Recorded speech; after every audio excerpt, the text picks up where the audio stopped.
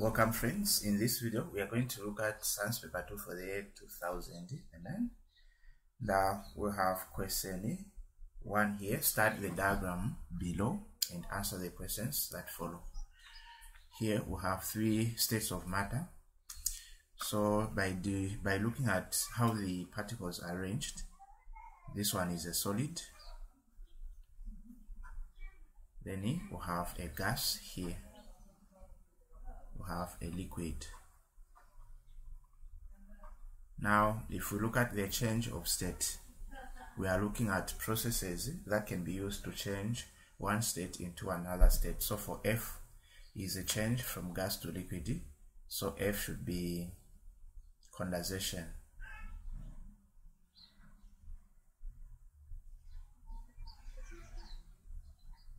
Then for E, he is showing us that the process is changing a solid into a gas. We have sublimation.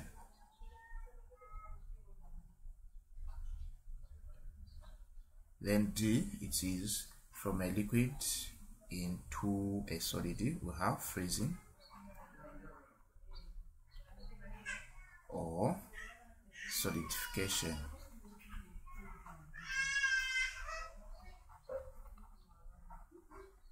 Okay, so now let's look at the questions. So question A, name the processes D, E, and F. So D is freezing,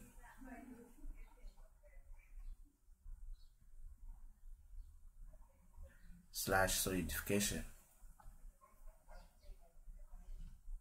Now for freezing to occur, a substance must be cooled. So we are definitely looking at an exothermic kind of reaction. So whenever a substance is cooled, that is an example of exothermic reaction under the changes of state of matter. Then for process E is sublimation. For a substance to sublimize, it has to be heated. So this is an example of endothermic reaction because heat must be applied. Then for F we said this is condensation.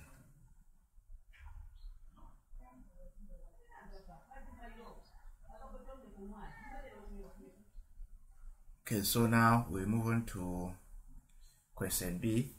Describe what you do to convert substance A to B. Substance A to B. So what is substance A? Substance B is A is a liquid, then B is a solid. So what are we supposed to do? So we can just say by cooling. By cooling substance A. Then if you look at the arrangement of particles in a liquid, there are some spaces compared to how the particles are arranged in a solid. So whenever we cool a substance, we can visualize that we are trying to increase the force of attraction, which is the intermolecular force of attraction between the particles. As the intermolecular force of attraction between the particles is becoming stronger, hence the strength of bringing those particles closer together. Then for question C, state one of the basic units of matter. So since we are just revising, we are going to state the O3. So we have the atoms, then ions and molecules. So these are basic units of matter that you should know whenever you're dealing with these. Now we move on to question 2. So part of the process for the extraction of uranium uses the reaction of uranium tetrafluoride UF4 with magnesium. Okay. Then A, state whether uranium is more or less reactive than magnesium. Explain your answer. So we need to firstly look at our equation here, and it's balanced. So the compound here, uranium, is bonded to 4 atoms of fluorine. Then after the reaction, we can see that this uranium here was displaced by magnesium. So whenever an element is being displaced by another element, the one that is being displaced is less reactive than the other one that has done the displacement. So for this one, uranium is less reactive.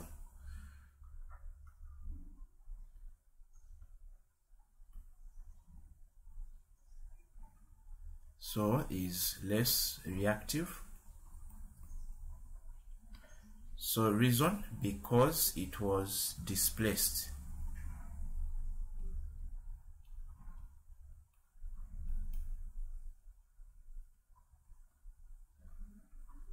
By magnesium. Let me just give a symbol here. So magnesium is more reactive. That's the reason why it has managed to displace the other one. And this is a single displacement because only one element was displaced. Now we move on to question B1. Calculate the relative molecular mass of uranium tetrafluoride. Okay, so we are finding Mr. here. So we have one atom of uranium. So it's uranium times 1 plus fluorine times 4. Okay, so we need to look at the mass number for uranium. So my periodic table is 238 multiplied by 1 plus then for fluorine is in group 7, we have 19 multiplied by 4. 238 times 1 is just 238 plus 19 times 4, getting 76. Then the sum of these two numbers, my final answer is 314. So this is the Mr. for this. So we have 314 for uranium tetrafluoride. Now we move on to question 2. How many tons of uranium can be produced in the above reaction using 24 tons of magnesium? So we are going to use the mass of magnesium to find the mass of uranium tetrafluoride. It's just how many times of uranium. So our focus is just uranium. So the mass of magnesium is given 24 tons here. Then our goal is to find the mass of uranium. So let's focus on those two. So we'll say uranium, then we have magnesium. So uranium, let's just put X since we don't have. Then what is the mass of magnesium is 24 tons. For this one, mass doesn't matter the units in which we are given, whether grams, kg. The only condition that you are given for you to use the mass in grams is when you are calculating the number of moles. For that one, the mass should always be in grams. Then what else are we supposed to have? We need to find the mass number for each element. We don't have a compound here. So the mass number for magnesium is 24. Now, since there is a 2, okay, first let me get rid of this one. Don't confuse 24 tons. 24 tons is the mass, but the mass number for magnesium is 24. 24 times, since we have a 2 in front of magnesium, we get 48. So we have 48. Then for uranium, we only have a 1 here, so we just get 238.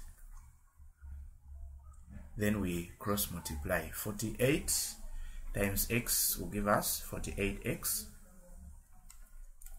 Then we have 238 times 24. I'm getting a 5,712. So over 48 over 48. X is equal to, I'm getting 119 tons. So this is a mass to mass calculation. Then question C, natural uranium has several isotopes. Define the term isotopes. So we can say atoms of the same elements.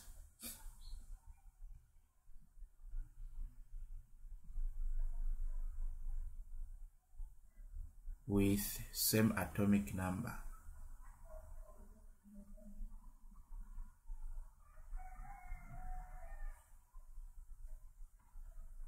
but different number of neutrons, which is the mass number.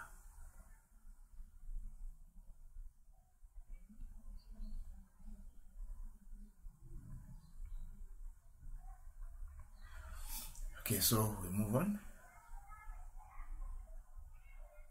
We have question 3a. Work out the relative formula mass mixture of the following.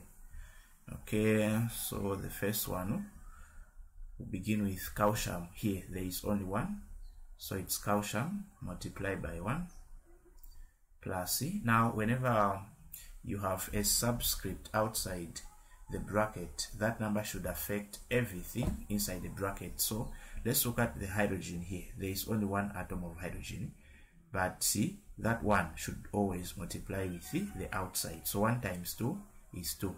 So hydrogen times 2 plus carbon will do the same. There is a 1 here, so the same pattern. So 1 times 2 is 2. Then for oxygen, it's 2 times 3, which is 6. Then the mass number for, so due to space here, I'll just go direct. So the mass number for calcium is 40. 40 times 1 is 40, plus hydrogen is 1 times 2 is 2, plus carbon is 12. 12 times 2, 24. Oxygen is 6 times 16, I'm getting 96. Then I'll just add these numbers: 96 plus 24 plus 2 plus 40. So I'm getting 162. Then we need to do the same with this one. So aluminium is aluminium times 2, so it's L times 2. We have a 2 this time here. Then for this one we do the same. So 1 times 3, it's sulfur times 3 plus oxygen times 12. Okay, so then the mass number for aluminium is 27. 27 times 2 is 54. Then for sulfur is 32 multiplied by 3, getting 96, plus we have 12 times 16, 192. So 192 plus 96 plus 54. So I'm getting 342 as our mixture. So this is how you should calculate the mixture. Then we move on to question B. When water containing dissolved calcium hydrogen carbonate is boiled, the calcium hydrogen carbonate decomposes according to the equation. So we have the calcium hydrogen carbonate here, then decomposes to form calcium carbonate plus water plus carbon dioxide. Then Roman number 1, name the white solid formed in this reaction. So the white solid formed in this reaction is just the calcium carbonate.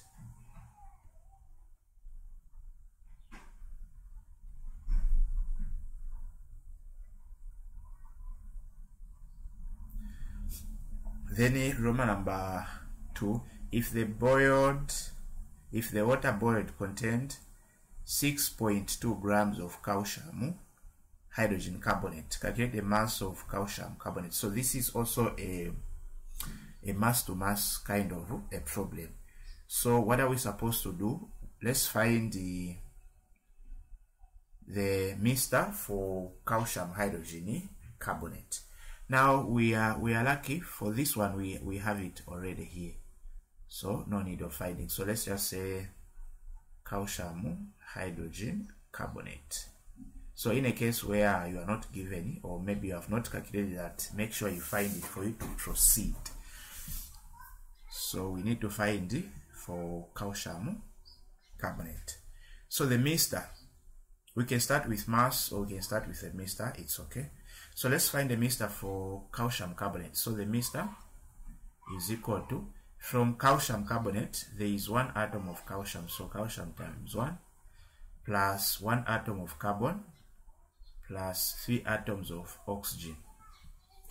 Mass number for calcium is 40 times 1, carbon is 12 times 1, 16 times 3. So we have 40 plus 12 plus 48, which is the sum of these three numbers is 100. So we can say the mass of hydrogen, calcium hydrogen, is 16.2 grams. Then here we put X. Then here we are going to put, we calculated that before, it is 162. So 162. Then for calcium carbonate is 100. We cross multiply. So 162 times X, 162X. Then for 16.2 times 100, we have 1620 grams. So over 162 over 162, which is, I'm sure the final answer should just be 10. So 1062,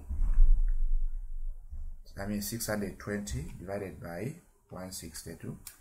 So my final answer is 10 grams. So 10 grams of calcium carbonate was formed. We move on to question 4. The diagrams below shows the electron arrangement in the outer shells of 5 elements A to E. All elements are from period 3 of the periodic table. So since they are from period 3, if they were to show all the shells, these elements have 3 shells, because the number of shells determines the period in which an element is found. Then question A, put the letters A to E in the table to show which elements are metals and which are non-metals. Now let's begin with A. A, we have 6 electrons on the outermost shell. Here we have 7 electrons. Here 3, here 2, then here we have 5. Now for metals, for you to know that this is a metal in terms of the number of electrons in the outermost shell. So metals have 1, 2, 3 electrons in the outermost shell.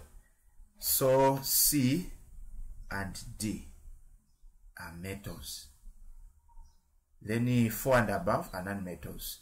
So the non-metals, we have A is a non-metal, B is a non-metal, then also E is a non-metal. Question B, which element is mostly likely to be in group 6 of the periodic table? So it is element A. Why? Because it has 6 electrons in the outermost shell. So remember, the number of electrons in the outermost shell determines the group in which an element is found. Then for C, which element will form an ion of the type X plus? So plus means the one that can lose 2 electrons to become stable. So metals are the ones that have that ability to give out. So we need to look at which one has 2 electrons in the outermost shell, which is metal D. So D can do that. Which element has an atomic number of 15? So an atomic number of 15, let's look at the electron configuration for us to have this 15. So first shell is 2 electrons, second shell is 8. 8 plus 2 is 10. So the outermost shell will have 5. So from the given elements, we want the element with 5 electrons, which is E. So that's how you can come up with the answer for that one. Okay, we move on to question 5.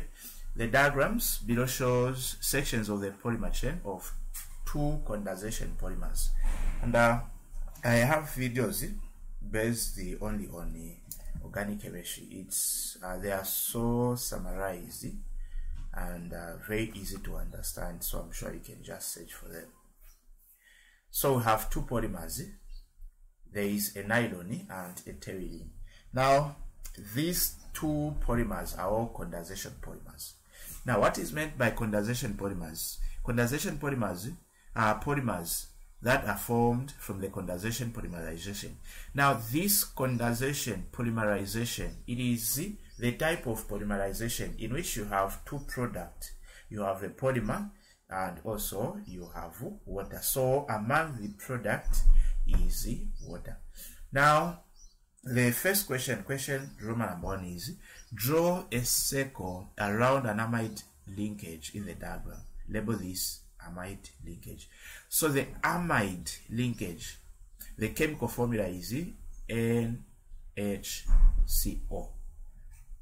So now a linkage is anything in between two boxes that is linking those two different boxes. So this is our amide linkage. So we have the amide linkage here.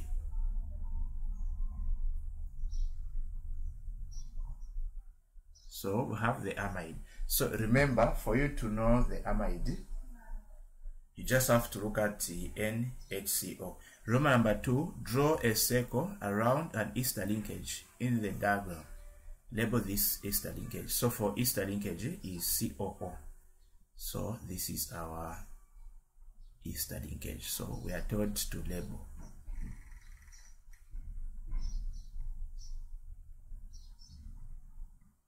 Okay, we move on to question B. Name a type of naturally occurring polymer that has a similar linkage to nylon. So we said nylon has an amide. So a natural polymer with such is a protein.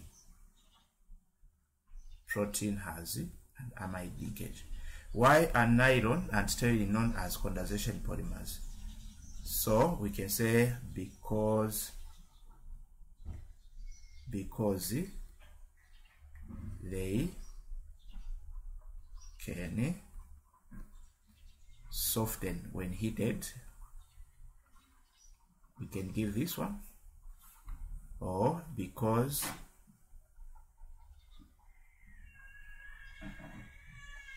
they were made by condensation polymerization. By condensation polymerization. So we can give such a reason. Then the fishing nets used to be made of natural fibers, but many nets now are made from nylon. Suggest one advantage other than strength and one disadvantage of using nylon in place of natural fibers to make fish nets. So the advantage is that they are durable. They are durable. Then disadvantage is that they can cause pollution. And the reason why we say they can cause pollution is because they are non-biodegradable. They do not decompose. So if you try to bury them, they may cause land pollution. If you try to burn, we may have air pollution. If they are thrown in water, water pollution. So that is the negative impact of this, of which we may have the global warming. Then number 6, nitrogen and oxygen are the two main gases present in the air. Both gases are obtained from air. Question A, by what process are two gases obtained from air? So by fraction distillation.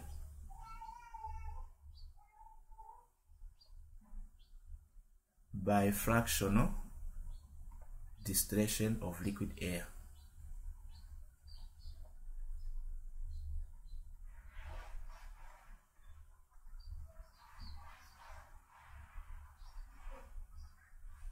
Then question B, nitrogen is used in the manufacture of ammonia by the Haber process. State N2 important conditions for the reaction in which ammonia is formed by the Haber process. So the first one is temperature. So we need temperature. So depends on the textbook as you are using. In some books you may be given some numbers like 350 to 450 degrees Celsius. Then the second one, we need pressure of 250 atmospheric, and this one also depends on the textbook. The third one, we need a catalyst.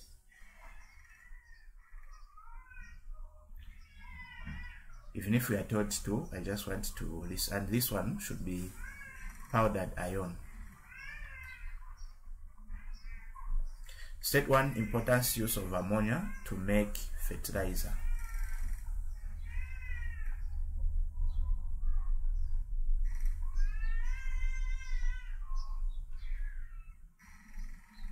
Okay, we move on to question 7. Barium sulfate is an insoluble salt. Okay, describe briefly how a pure dry sample of barium sulfate can be prepared using sodium sulfate as one of the reagents. So here we have been given one reagent, which is sodium sulfate. We need to find another reagent. Now, if you are looking at insoluble substances like barium sulfate, so we need to have two reagents in which one reagent must have barium, then the other one must have sulfate, of which the one with sulfate we are given. So our target is we need to find another reagent which has a barium in it, and we need to make sure that the reagent that we are choosing must be soluble. So the reagents that you're supposed to use under preparation of an insoluble salt must all be soluble. So we can use barium chloride. So say take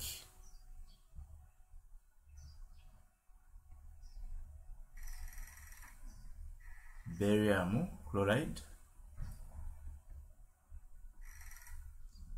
and react it with sodium sulfate.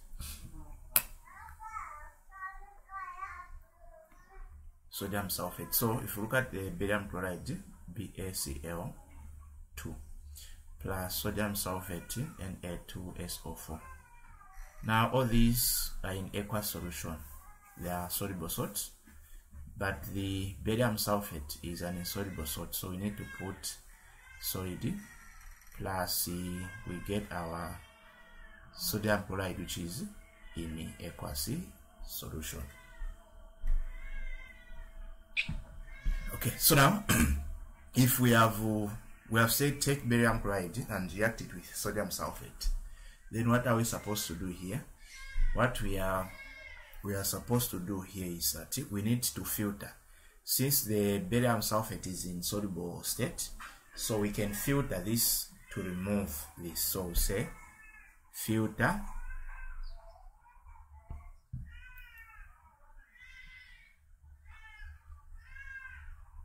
the solution of barium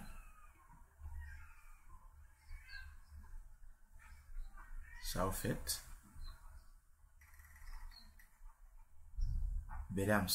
and sodium chloride.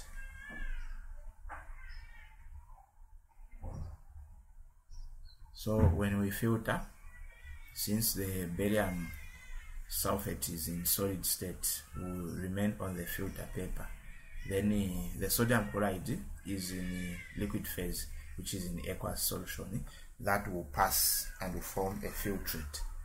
So say the barium sulfate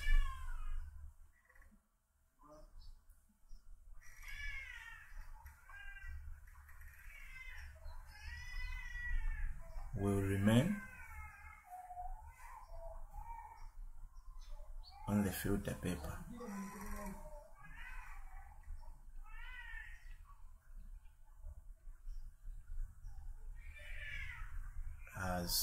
residue.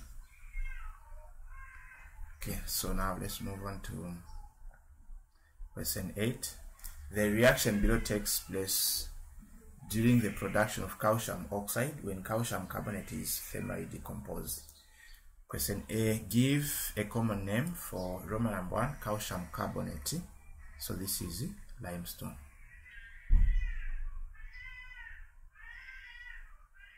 Calcium oxide is quicklime. Then calcium hydroxide is slacked lime.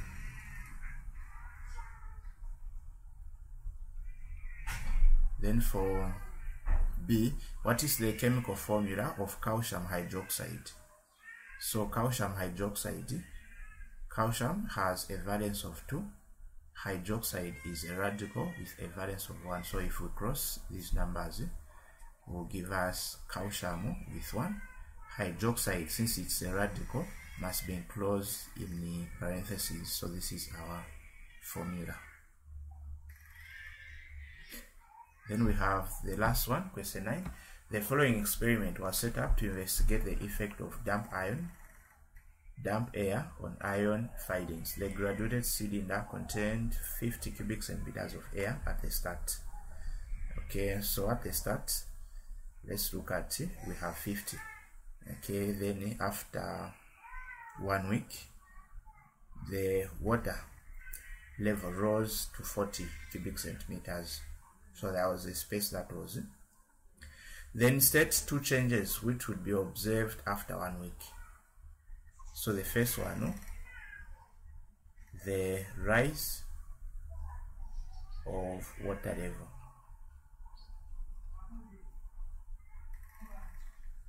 Then also we can observe brownish on the iron findings. Why? Because there was water and air, so we're expected to have rust. Then what volume of air was in the graduated cylinder after 1 week? So before there is 50, so there is 50. Then after 1 week there is 40. So here we have the number, which can just see the number here. So it's 40. After 1 week we have 40 cubic centimeters. Then question C, calculate the percentage of air used up in the experiment. So before was 50, after was 40, so the only used was 10. So say percentage of air is equal to, the one that was used was 10 over the total was 50. Then we multiply by 100%. So if we do math here, we only get 20%. So 20% out of 100 was used. So that's it for this video. Thanks for watching.